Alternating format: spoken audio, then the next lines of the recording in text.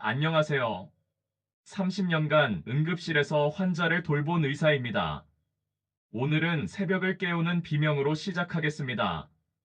종아리가 돌처럼 굳고 칼로 찌르는 듯한 통증이 밀려와 숨이 턱 막히는 그 순간을 말입니다. 다리에 쥐 한 번인데 왜 이렇게 아픈지 궁금하셨을 겁니다. 그런데 만약 이 통증이 근육의 장난이 아니라 다리 혈관이 막히거나 심장과 폐로 향하는 피떡의 전조라면 어떨까요? 50대 이후 매달 한 번 이상 다리 경련을 겪는 분이 10명 중 6명입니다. 그중 절반은 원인을 모른 채 밤마다 버팁니다. 여러분은 어떻습니까? 요즘 새벽마다 종아리가 뭉치고 다음 날까지 묵직한 통증이 남지 않습니까? 그 아픔이 3분을 넘고 북이나 색 변화가 함께 온 적은 없습니까? 오늘 이 1시간 동안 저는 다리 쥐를 통증이 아니라 신호로 읽는 법을 알려드리겠습니다. 통증을 3초 안에 가라앉히는 즉각 대처법부터 시작합니다. 재발을 절반 이하로 줄이는 생활 루틴도 정리하겠습니다. 병원에 꼭 가야 하는 위험 신호까지 모두 담았습니다. 저는 30년간 환자를 보며 느꼈습니다. 다리 쥐는 생활의 작은 균열에서 시작하지만 방치하면 큰 균열로 번집니다. 세계보건기구와 주요 학술지는 말합니다. 탈수와 전해질 불균형 과사용 혈관 질환 약물 부작용 신경과 척추 문제까지 원인은 층층이 얽혀 있습니다. 저는 오늘 그 실타래를 풀어드리겠습니다. 겁주려는 의도가 아닙니다. 두려움 대신 정확한 지식과 행동을 드리겠습니다. 한밤중에 73 남성이 진료실 의자에 앉자마자 종아리를 감쌌습니다. 어젯밤에도 다리에 쥐가 나 침대에서 바닥으로 굴렀다고 했습니다. 아침이 되어도 통증이 꺼지지 않았고 종아리가 살짝 붓고 만지면 돌덩이 같다고 했습니다. 들어보니 하루 물 섭취는 3컵에서 4컵 정도였습니다. 이뇨제를 복용 중이었고 최근 장거리 버스를 타고 왕복 6시간을 앉아 있었다고 했습니다. 초음파에서 다리 깊은 정맥에 응고가 보였습니다. 폐로 가기 전 막바지에 잡은 신호였습니다. 다른 분도 있습니다. 67세 여성분이었습니다. 매일 밤 다리에 쥐가 났습니다. 아침이면 허벅지가 뻣뻣해 걷는 첫걸음이 고통이었습니다. 혈액 검사에서 마그네슘이 낮았고 낮 시간 앉아있는 시간이 8시간이 넘었습니다. 물을 늘리고 저녁 5분 스트레칭과 수면 자세를 바꾸자 첫 달의 경련 횟수가 70% 줄었습니다. 또 한 분이 있습니다. 72세 남성분이었습니다. 새로 시작한 콜레스테롤 약 이후로 종아리 통증과 쥐가 잦아졌습니다. 약을 임의로 끊지 않고 의사와 상의해 계열을 바꾸고 근육 효소를 확인했습니다. 한 달 뒤 통증이 사라졌습니다. 핵심은 이겁니다. 원인을 추정하고 위험과 안전을 가르는 기준을 아는 것입니다. 그리고 생활로 근육과 혈관의 환경을 바꾸는 것입니다. 왜 이런 일이 벌어질까요? 우리 몸을 동네 배관과 전기 시스템이라 생각해 봅시다. 근육은 펌프이고 혈관은 수도관이며 신경은 전선입니다. 물이 부족하면 펌프가 공회전하듯 탈수가 오고 나트륨과 칼륨 같은 전해질이 기름 역할을 못합니다. 전선의 절연이 낡으면 미세한 스파크가 튀듯 말초신경이 예민해져 작은 자극에 근육이 꽉 조입니다. 수도관이 좁아지면 말단으로 가는 물살이 약해지고 산소가 모자라 근육이 비명을 지릅니다. 여기에 약물이라는 교통신호가 더해집니다. 이뇨제는 소금을 빼내며 칼륨도 함께 빼서 근육의 전기신호를 흔듭니다. 일부 콜레스테롤 약은 드물게 근육 대사에 부담을 줍니다. 척추가 좁아져 신경을 누르면 신호가 왜곡되어 근육이 밤마다 오발합니다. 결론은 단순합니다. 물과 전해질 혈류신경 약물의 5축 균형입니다. 이제 해결의 순서를 드리겠습니다. 먼저 지금 당장 통증을 꺼야 합니다. 다음엔 재발을 줄여야 합니다. 마지막으로 위험 신호를 걸러 병원을 연결해야 합니다. 즉각 대처법부터 알려드립니다. 가장 먼저 발끝 당기기를 10초간 실시합니다. 다리를 곧게 펴고 무릎을 완전히 편 상태에서 발목을 몸쪽으로 천천히 구부립니다. 10초 유지하고 5초 쉬며 3번 반복합니다. 갑작스러운 당김은 금지입니다. 천천히 숨을 내쉬며 실시합니다. 그 다음은 장단지 눌러 풀기를 30초간 합니다. 종아리 가운데 가장 단단한 지점을 손바닥 또는 주먹으로 아래에서 위로 밀어 올리듯 누릅니다. 30초씩 2번 실시합니다. 멍들 만큼 3개는 금지입니다. 세 번째는 수건 스트랩 방법입니다. 침대 옆에 접은 수건을 걸어 발바닥에 걸고 양손으로 잡아 몸쪽으로 부드럽게 당깁니다. 15초씩 3번 반복합니다. 허리는 곧게 유지합니다. 네 번째는 벽 종아리 늘리기입니다. 벽에 손을 대고 한쪽 다리를 뒤로 빼며 뒷발 뒤꿈치를 바닥에 고정한 채 몸을 앞으로 기울입니다. 20초씩 좌우 2번씩 실시합니다. 다섯 번째는 따뜻한 찜질을 10분간 합니다. 미지근한 온도로 피부가 편안하다고 느끼는 정도입니다. 당뇨나 감각 저하가 있으면 온도 확인을 반복합니다. 여섯 번째는 숨 고르기를 1분간 합니다. 통증으로 숨이 가빠지면 근육이 더 뭉칩니다. 코로 4초 들이마시고 6초 내쉽니다. 10번 반복합니다. 호흡은 근육의 브레이크입니다. 그 다음은 재발을 줄이는 생활 루틴입니다. 물과 전해질부터 시작합니다. 하루 물 목표는 1.5리터에서 2.0리터입니다. 식사와 약 복용 운동과 함께 나눠 마십니다. 밤 2시간 전에는 양을 줄여 수면을 지킵니다. 칼륨과 마그네슘은 음식으로 채웁니다. 칼륨은 바나나 1개나 삶은 감자 반개, 토마토 1개, 시금치 1줌으로 보충합니다.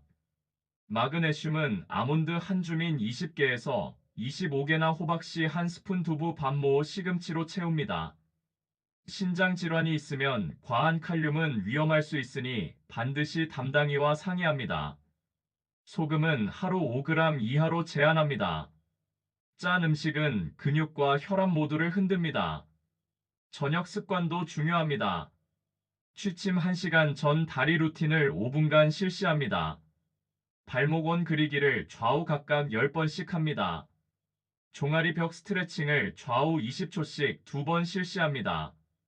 발바닥 폼롤러 굴리기를 30초씩 2번 합니다. 무릎을 쭉 편 상태에서 햄스트링 뒤쪽 늘리기를 20초씩 2번 실시합니다. 이 네 동작이면 충분합니다. 수면 자세는 무릎 펴기와 발끝 아래로 꺾임 방지가 핵심입니다.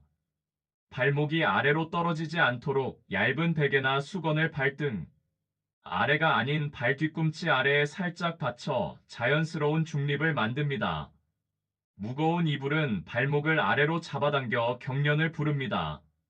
가볍게 교체합니다. 낮 시간 습관도 살펴봅시다. 1시간 앉았으면 2분 걷기를 실시합니다. 자리에서 일어날 수 없으면 발 펌프를 20번 합니다. 발 뒤꿈치 올리고 내리기를 20번 실시합니다. 종아리는 작은 심장입니다. 움직일수록 혈류가 살아납니다. 신발은 발볼이 편하고 뒤꿈치 쿠션이 있는 것으로 선택합니다. 바닥이 딱딱한 슬리퍼는 경련을 부릅니다. 걷기는 주 5일 하루 30분씩 실시합니다. 숨이 조금 가쁘고 대화가 가능한 정도로 합니다. 혈류와 신경을 동시에 살립니다. 운동은 강도보다 지속성이 중요합니다. 갑작스러운 고강도 운동은 오히려 경련을 유발할 수 있습니다. 가벼운 요가나 수영도 좋은 선택입니다. 수영은 부력 때문에 관절 부담이 적으면서도 전신 순환을 돕습니다. 근력 운동도 필요합니다. 종아리 근육이 약하면 경련이 더 자주 옵니다. 벽을 잡고 까치발 들기를 천천히 10번에서 15번 반복합니다. 처음에는 적게 시작해서 점차 늘려갑니다. 발목 돌리기도 효과적입니다. 앉은 상태에서 발목을 시계 방향으로 10번 반시계 방향으로 10번 돌립니다. 이 운동은 언제 어디서나 할 수 있어 직장인에게 특히 유용합니다. 족욕도 도움이 됩니다. 미지근한 물에 10분에서 15분간 발을 담급니다. 물 온도는 38도에서 40도 정도가 적당합니다. 너무 뜨거우면 화상 위험이 있으니 주의합니다. 마사지도 효과가 있습니다. 하지만 세게 누르면 안 됩니다. 부드럽게 아래에서 위로 쓸어 올리듯 마사지합니다. 마사지 오일이나 로션을 사용하면 마찰을 줄일 수 있습니다. 스트레스 관리도 중요합니다. 스트레스는 근육 긴장을 높여 경련을 유발할 수 있습니다. 명상이나 깊은 호흡 같은 이완법을 배워두면 도움이 됩니다. 하루 10분만 투자해도 효과를 볼 수 있습니다. 수면의 질도 영향을 줍니다. 숙면을 취하지 못하면 근육 회복이 제대로 되지 않습니다. 규칙적인 수면 시간을 유지하고 침실 환경을 쾌적하게 만듭니다. 실내 온도는 18도에서 22도가 적당합니다. 카페인 섭취도 조절해야 합니다. 과도한 카페인은 탈수를 유발하고 수면을 방해합니다. 하루 커피는 2잔 이하로 제한하고 오후 2시 이후에는 피합니다. 지금까지 도움이 되셨다면 구독과 좋아요로 더 많은 분들에게 이 정보를 나눠주세요. 알림 설정도 해두시면 건강 정보를 놓치지 않으실 겁니다. 약과 보충제 점검도 필요합니다. 이뇨제와 일부 혈압약, 일부 콜레스테롤 약은 전해질과 근육에 영향을 줄 수 있습니다. 임의 중단은 금지입니다. 시작과 악화 시점이 겹치면 반드시 처방의와 상의합니다. 마그네슘 보충은 도움이 되는 경우가 있지만 신장 기능 저하가 있으면 위험합니다. 혈액 검사로 확인 후 사용합니다. 칼슘 보충제도 마그네슘과 균형을 맞춰 복용해야 합니다. 비타민 D 부족도 근육 경련과 관련이 있습니다. 하루 10분에서 15분 햇빛을 쬐거나 비타민 D가 풍부한 음식을 섭취합니다. 연어나 고등어 같은 등푸른 생선이 좋은 공급원입니다. 자주 묻는 질문들을 정리해드립니다. 밤에 식초나 머스타드가 도움이 되는지 묻는 분들이 많습니다. 확실한 근거는 약하지만 신경 반응을 받고 일시 완화되는 분도 있습니다. 다만 위장 질환이 있으면 피합니다. 바나나를 꼭 먹어야 하는지도 궁금해 하십니다. 칼륨은 음식 전체에서 고르게 섭취하면 됩니다. 바나나만이 정답은 아닙니다. 감자나 시금치, 아보카도도 칼륨이 풍부합니다. 저녁 술 한 잔은 괜찮은지도 자주 묻습니다. 알코올은 탈수를 부르고 수면을 끊어 경련을 악화시킵니다. 특히 취침 3시간 전 음주는 피합니다. 임신 중 다리 경련도 흔한 질문입니다. 임신 중에는 마그네슘과 칼슘 요구량이 늘어나고 혈액량 증가로 경련이 생기기 쉽습니다. 산부인과 의사와 상의해 안전한 보충제를 선택합니다. 연령별로도 차이가 있습니다. 노년기에는 근육량 감소와 약물 복용이 늘어나면서 경련이 잦아집니다. 규칙적인 운동으로 근육량을 유지하는 것이 중요합니다. 당뇨 환자는 특히 주의해야 합니다. 혈당 조절이 잘 안 되면 신경 손상으로 경련이 생길 수 있습니다. 혈당 관리를 철저히 하고 발 관리에도 신경 씁니다. 신장 질환자도 마찬가지입니다.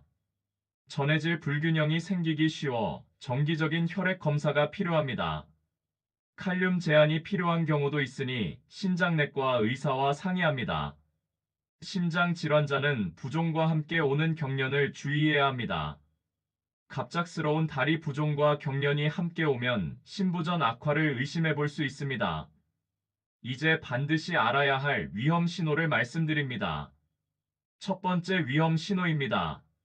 한쪽 다리만 갑자기 붓고 만지면 뜨겁고 피부색이 붉거나 푸르게 변합니다. 이는 신부정맥 혈전증을 의심해 볼 수 있는 증상입니다. 두 번째는 경련이 풀린 뒤에도 통증이 24시간 이상 지속되거나 점점 심해지는 경우입니다. 단순한 경련이라면 몇 시간 내에 호전되어야 합니다. 세 번째는 다리가 차갑고 창백해지며 감각이 둔해지거나 힘이 빠지는 경우입니다. 이는 동맥 폐색을 의심해 볼 수 있는 증상입니다. 네 번째는 경련과 함께 숨이 차고 가슴이 답답하며 기침 시 피가 섞이는 경우입니다. 폐색 전증의 가능성을 배제해야 합니다. 다섯 번째는 최근 수술이나 장시간 여행 침상 안정 암 치료 중인 경우입니다. 이런 상황에서는 혈전 위험이 높아집니다. 여섯 번째는 발열과 함께 오는 근육통과 경련입니다.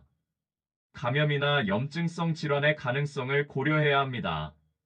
일곱 번째는 약물 복용 후 갑자기 시작된 심한 근육통과 경련입니다. 횡문근융해증 같은 심각한 부작용일 수 있습니다. 여덟 번째는 경련과 함께 소변색이 진해지거나 소변량이 급격히 줄어드는 경우입니다. 신장 기능 이상을 의심해 볼 수 있습니다. 이 중 하나라도 해당되면 지체 없이 응급실 또는 혈관 응급의학 진료가 필요합니다. 특히 호흡곤란이나 가슴 통증이 동반되면 즉시 119에 신고합니다. 검사는 무엇을 하는지 궁금하실 겁니다. 디이머와 하지를 보는 초음파로 혈전을 확인하고 발목 상완 지수로 말초동맥 순환을 살핍니다. 근육 효소와 칼륨, 마그네슘, 칼슘, 크레아티닌으로 전해질과 신장 상태를 확인합니다. 당화혈색소와 지질 검사로 혈관 위험을 함께 봅니다. 척추관 협착이 의심되면 신경학적 진찰과 영상이 이어집니다. 갑상선 기능 검사나 비타민 검사도 필요할 수 있습니다. 심전도 검사로 심장 리듬 이상을 확인하기도 합니다. 부정맥이 있으면 혈전 위험이 높아질 수 있습니다. 경우에 따라서는 심장 초음파나 흉부 엑스레이도 시행합니다. 치료는 원인에 맞춰갑니다. 탈수나 전해질 불균형이면 보충과 생활교정을 실시합니다. 정맥혈전이면 항응고 치료를 합니다. 말초 동맥 질환이면 항혈소판제와 금연운동 혈관중재를 선택합니다. 약물 유발이 의심되면 대체를 검토합니다. 신경질환이 원인이면 신경학적 치료를 병행합니다. 내분비 질환이 있으면 호르몬 교정도 필요합니다. 물리치료도 도움이 됩니다. 전문 물리치료사의 지도하에 체계적인 운동 프로그램을 시행하면 재발을 크게 줄일 수 있습니다. 특히 균형 감각 훈련과 근력 강화가 중요합니다. 영양 상담도 받아보시기 바랍니다.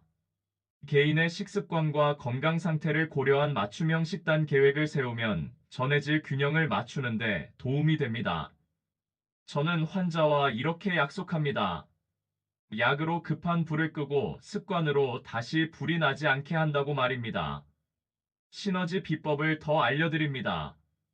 아침 10분 햇빛으로 비타민 D와 수면 리듬을 맞춥니다. 등받이 의자에서 종아리 올려 심박 운동을 2분간 합니다.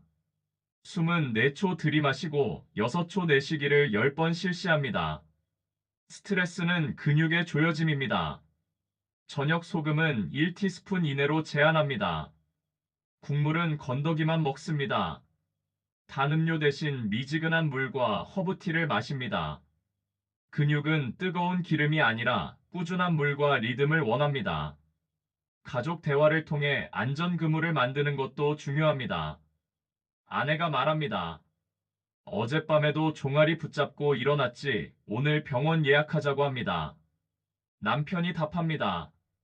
괜찮아질 것 같았는데 아침에도 뻐근한에 한쪽만 붓고 따뜻한 느낌도 있어요 라고 말합니다. 아내가 다시 말합니다. 그게 위험 신호래 오늘 초음파부터 보자. 내가 같이 갈게요 라고 합니다. 아들이 말합니다. 아버지 장거리 운전 자주 하시잖아요. 중간에 2시간마다 5분은 꼭 걸어요라고 당부합니다. 아버지가 답합니다. 알았다 차에 타이머 맞춰둘게 물도 더 마시고요라고 약속합니다. 손녀가 말합니다. 할아버지 우리 저녁마다 발목 돌리기 게임해요. 누가 20번 먼저 하나요라고 제안합니다. 남편이 답합니다. 좋아, 오늘부터 너랑 경쟁한다고 말합니다. 이런 대화가 생명을 구할 수 있습니다. 가족의 관심과 관찰이 조기 발견의 열쇠입니다. 혼자 사는 분들은 이웃이나 친구와 정기적으로 연락을 주고받는 것이 좋습니다. 이제 요약해드립니다. 첫 번째로 다리 쥐는 단순한 통증이 아니라 몸의 균형이 깨졌다는 신호입니다. 물과 전해질 혈류신경약의 5축에서 답을 찾습니다. 두 번째로 즉각 대처와 저녁 5분 루틴만으로도 재발을 크게 줄일 수 있습니다. 세 번째로 한쪽 부기와 색 변화 통증 지속 감각 저하 호흡 곤란은 지연 없이 진료가 필요합니다. 네 번째로 생활 습관 개선이 가장 중요한 치료법입니다. 약물보다 물과 운동 스트레칭이 더 효과적일 때가 많습니다. 다섯 번째로 가족과 주변 사람들의 관심이 조기 발견과 치료에 큰 도움이 됩니다. 오늘 당장 할 5가지를 알려드립니다. 첫 번째는 물병 500ml 2개를 아침과 점심에 나눠 비우고 저녁엔 반만 마시는 것입니다. 물병에 시간을 적어두면 규칙적으로 마실 수 있습니다. 두 번째는 저녁 5분 루틴을 오늘부터 시작하는 것입니다. 발목 원 그리기 10번, 벽 스트레칭 20초씩, 2번 햄스트링 20초씩, 2번 발바닥 굴리기 30초씩 2번 실시합니다. 스마트폰 타이머를 활용하면 정확하게 할 수 있습니다. 세 번째는 소금 한 숟가락이 아닌 한 꼬집만 사용하는 것입니다. 국물은 절반 남기기를 실천하고 칼륨과 마그네슘 식품을 한 가지씩 추가합니다. 식단 일기를 써보면 염분 섭취량을 파악하는 데 도움이 됩니다. 네 번째는 1시간 앉았으면 2분 걷기를 실시하는 것입니다. 불가능하면 발펌프를 20번 합니다. 스마트워치나 핸드폰 알람을 활용해 시간을 알려주도록 설정합니다. 다섯 번째는 약과 보충제 리스트를 한 장에 적어 담당이와 상해 예약을 잡는 것입니다. 이뇨제나 콜레스테롤약 복용 중이면 전해질과 근육 효소 확인을 받습니다. 복용 중인 모든 약물과 건강기능식품을 빠짐없이 기록합니다. 안전수칙을 덧붙입니다. 하지 말아야 할 것들을 알려드립니다. 갑자기 힘껏 주무르기는 금지입니다. 근육 손상을 일으킬 수 있습니다. 얼음으로 꽁꽁 얼리기도 금지입니다. 혈관 수축으로 오히려 악화될 수 있습니다. 임의로 약 중단하는 것도 금지입니다. 특히 혈압약이나 당뇨약은 갑자기 끊으면 위험합니다. 민간요법만 믿고 위험 신호를 지연시키는 것도 금지입니다. 검증되지 않은 치료법에 의존하지 마십시오. 무리한 운동으로 근육을 혹사시키는 것도 피해야 합니다. 갑작스러운 고강도 운동은 오히려 경련을 유발할 수 있습니다. 점진적으로 운동량을 늘려가는 것이 안전합니다. 반드시 지켜야 할 것들도 있습니다. 천천히 늘리고 따뜻하게 풀고 숨을 고르고 물을 마시고 움직입니다. 이 5가지 원칙만 지켜도 대부분의 경련을 예방할 수 있습니다. 위험 신호에는 즉시 전화하고 증상 발생 시각을 기록합니다. 언제부터 아팠는지, 어떤 증상이 있었는지 자세히 기록해두면 진료에 큰 도움이 됩니다. 응급 상황에서는 당황하지 말고 침착하게 행동합니다. 119에 신고할 때는 환자의 나이와 성별 주요 증상 의식 상태를 명확하게 전달합니다. 기존에 앓고 있는 질병과 복용 중인 약물도 알려줍니다. 병원에 갈 때는 보험증과 함께 복용 중인 약물 리스트를 가져갑니다. 최근 검사 결과가 있다면 함께 가져가는 것이 좋습니다. 가족이 함께 가서 증상을 객관적으로 설명해 주는 것도 도움이 됩니다. 저는 현장에서 수없이 보았습니다. 밤마다 통증에 얼굴이 일그러지던 분이 물과 습관 검사의 힘으로 표정이 밝아지는 모습을 말입니다. 80세 할머니가 매일 밤 종아리 통증으로 잠을 못 이루다가 간단한 생활 습관 교정으로 한 달 만에 숙면을 찾은 경우도 있었습니다. 반대로 한쪽 부기를 가볍게 넘기다 응급실로 달려오는 모습도 보았습니다. 65세 남성분이 여행 후 한쪽 다리가 부었지만 단순 피로라고 생각하다가 폐색전증으로 중환자실에 입원한 경우도 있었습니다. 조기 발견과 적절한 치료가 얼마나 중요한지 몸소 체험했습니다. 증상을 무시하지 말고 전문가의 도움을 받는 것이 가장 현명한 선택입니다. 예방이 치료보다 낫다는 말이 있습니다. 다리 경련도 마찬가지입니다. 미리미리 관리하면 심각한 상황을 막을 수 있습니다. 정기적인 건강검진을 통해 위험 요소를 조기에 발견하고 관리하는 것이 중요합니다. 생활 패턴도 점검해 보시기 바랍니다. 불규칙한 생활은 모든 질병의 원인이 됩니다. 규칙적인 식사와 수면 적절한 운동이 건강한 삶의 기본입니다. 스트레스 관리법도 배워두시기 바랍니다. 현대인은 누구나 스트레스에 노출되어 있습니다. 자신만의 스트레스 해소법을 찾아 실천하는 것이 중요합니다. 취미 활동이나 친구와의 만남도 좋은 방법입니다. 금연과 금주도 필수입니다. 담배와 술은 혈관 건강에 치명적입니다. 당장 끊기 어렵다면 점진적으로 줄여나가는 것부터 시작합니다. 금연 클리닉이나 금주 모임의 도움을 받는 것도 좋습니다. 정기적인 운동 습관을 만드는 것도 중요합니다. 운동은 혈액순환을 개선하고 근육을 강화시킵니다. 무리하지 않는 범위에서 꾸준히 하는 것이 핵심입니다. 선택은 오늘입니다. 여러분의 종아리는 여러분의 심장과 뇌폐로 이어져 있습니다. 작은 펌프를 지키면 큰 펌프가 편안해집니다. 건강은 하루아침에 만들어지지 않습니다. 매일매일의 작은 실천이 모여 큰 변화를 만듭니다. 오늘부터 시작하는 것이 중요합니다. 내일로 미루지 마시고 지금 당장 실천해 보세요. 물 한 잔을 마시고 발목을 돌려보는 것부터 시작합니다. 작은 변화가 큰 결과를 만들어냅니다. 가족과 함께 건강 습관을 만들어가는 것도 좋습니다. 서로 격려하고 응원하면 지속하기가 더 쉽습니다. 건강한 경쟁도 동기부여가 됩니다. 이 영상이 마음에 닿았다면 혼자만 알지 마십시오. 가족과 친구, 이웃과 나누어 주십시오. 주변에 다리 경련으로 고생하는 분이 있다면 이 정보를 꼭 전해주세요. 작은 관심이 누군가의 생명을 구할 수 있습니다. 구독과 좋아요, 알림 설정은 더 많은 어르신에게 안전한 지식을 전하는 통로가 됩니다. 여러분의 참여가 더 많은 사람들에게 도움이 됩니다. 댓글에는 여러분의 패턴을 적어주세요. 언제 어느 쪽 무엇을 할 때 생기는지 말입니다.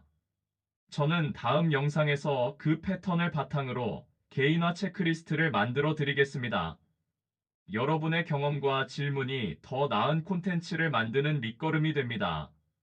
망설이지 마시고 댓글로 소통해 주세요. 오늘 밤 잠들기 전 5분간 실천해 보세요. 발목을 천천히 돌리고 물 한 잔을 마시고 이불을 가볍게 바꿉니다. 내일 아침 종아리는 여러분에게 고마웠다고 말할 겁니다. 변화는 즉시 느낄 수 있습니다. 꾸준함이 가장 중요합니다. 하루 이틀 해보고 포기하지 마세요. 최소 한 달은 꾸준히 실천해 보시기 바랍니다. 그러면 분명 변화를 느끼실 수 있을 겁니다. 주변 사람들의 변화도 관찰해 보세요. 가족이나 친구들의 건강 상태에도 관심을 가져주세요. 서로 챙겨주는 마음이 모두의 건강을 지키는 힘이 됩니다. 전문가와의 상담을 강조하며 마무리합니다. 이 내용은 교육 목적입니다. 여러분의 병력과 약물 신장 상태에 따라 해법은 달라집니다. 개인차가 있다는 점을 항상 명심해 주시기 바랍니다. 반드시 주치의와 상의해 개인 맞춤 계획을 세우십시오. 인터넷 정보만으로는 한계가 있습니다. 전문가의 진단과 치료가 가장 확실한 방법입니다. 정기적인 검진도 빼먹지 마세요. 건강할 때 미리 점검하는 것이 가장 좋은 예방법입니다. 나이가 들수록 검진의 중요성은 더욱 커집니다. 건강 정보에 대한 올바른 이해도 필요합니다. 잘못된 정보에 현혹되지 마시고 신뢰할 만한 출처에서 정보를 얻으시기 바랍니다. 의학적 조언은 반드시 의료진에게 받으시기 바랍니다. 저는 30년간 배운 것을 모두 나눴습니다. 이제 여러분의 차례입니다. 지식만으로는 부족합니다. 실천이 뒤따라야 진정한 변화가 일어납니다. 작은 실천 하나가 새벽의 비명을 침묵으로 바꿉니다. 건강은 선택입니다. 매 순간 우리는 건강한 선택과 그렇지 않은 선택 사이에서 결정을 내립니다. 올바른 선택이 쌓여 건강한 삶을 만듭니다. 미래의 자신에게 선물을 주는 마음으로 오늘부터 시작해보세요. 10년 후, 20년 후의 자신이 고마워할 선택을 지금 하시기 바랍니다. 오늘도 수고하셨습니다. 이 영상을 끝까지 시청해주신 여러분의 건강에 대한 관심과 의지를 높이 평가합니다. 건강한 걸음으로 다시 뵙겠습니다. 감사합니다.